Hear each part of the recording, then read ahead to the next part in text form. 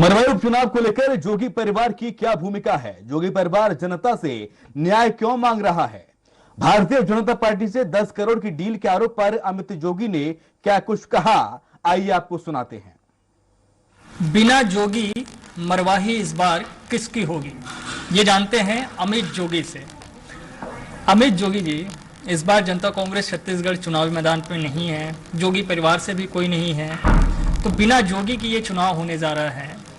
इस चुनाव में कांग्रेस और बीजेपी के बीच सीधा मुकाबला है। क्या कोई असर रहेगा चुनाव में जोगी परिवार का जनता कांग्रेस का? मुख्यमंत्री श्री भूपेश बघेल जी ने बदलापुर और जोगेरिया के कारण भले ही मेरे परिवार को चुनाव के मैदान से बाहर कर दिया है, लेकिन जोगी परिवार को कभी भी मरवाही के लोगों के दिल से बाहर नहीं किया जा सकता।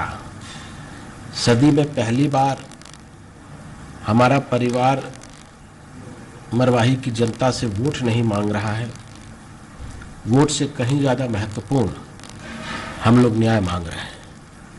जो लोग रोज मेरे पिताजी को उनकी मृत्यु उपरांत भी गालियां दे रहे हैं, तरह तरह के अनर्गल आरोप उन पर लगा रहे हैं, अपशब्दों का प्रयोग करके उनको रोज अपमानित कर रहे हैं, मेरे परिवार को खत्म करने की साजिश कर रहे हैं, ऐसे लोगों के विरुद्ध मैं जनता से न्याय मांग रहा हूं। उनको ये बहुत बड़ी गलतफहमी है कि मेरे पिताजी के स्वर्गवास के बाद अमित जोगी अनाथ हो गया है। आज भी मेरे सिर के ऊपर गरीब लोगों का हाथ है, और जिनके ऊपर गरीबों का हाथ होता है वो कभी अनाथ नहीं हो सकता।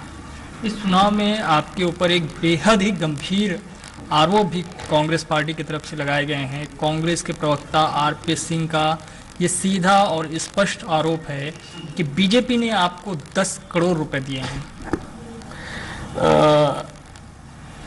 पहली चीज तो ये कि जिनका आपने नाम लिया है उनको मैं जानता नहीं हूं, पर इतना जरूर कहूंगा कि काश ऐसा होता कि कोई मुझको 10 करोड़ रुपया दे देता।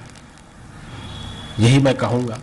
जब मैं चुनाव में नहीं लड़ रहा हूं तो कौन मुझे पैसा देगा, क्यों देगा?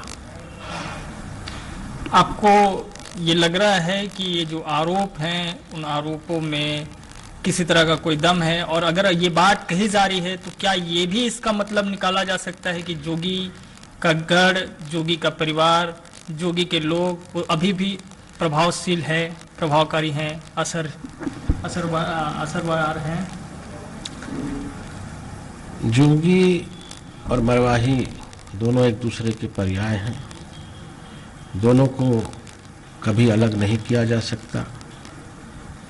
अंतिम सांस तक मेरे पिताजी ने मरवाही क्षेत्र की सेवा करी, और अमित जोगी मरवाही के लिए न नेता था, न है, न कभी रहूँगा।